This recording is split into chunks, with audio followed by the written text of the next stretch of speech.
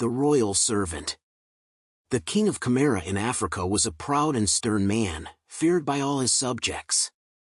One day while sitting in his mud palace, surrounded by fawning courtiers and watched by a multitude of people who had come to see him, he was suddenly overcome by a sense of grandeur and loudly declared that he was master of the world and that all men were his servants.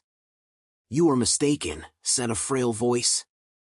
"All men are servants of one another." A deathly silence followed the remark. The blood froze in the veins of the people assembled there. Then the king exploded in anger. "Who said that?" he demanded, rising from the royal stool. "Who dares suggest that I am a servant?"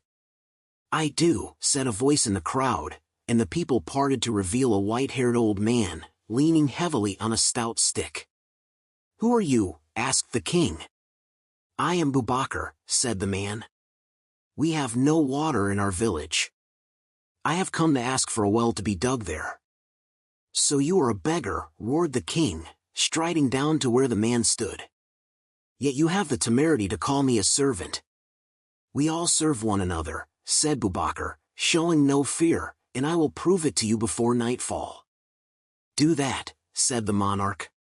"Force me to wait on you. If you can do that, I will have not one but 3 wells dug in your village. But if you fail, you'll lose your head."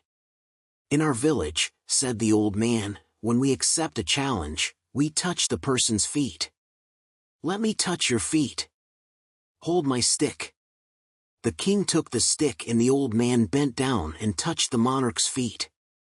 "Now you may give it back to me," he said, straightening up. The king gave him back his stick. "Do you want any more proof?" asked Boubacar. "Proof?" asked the king, bewildered.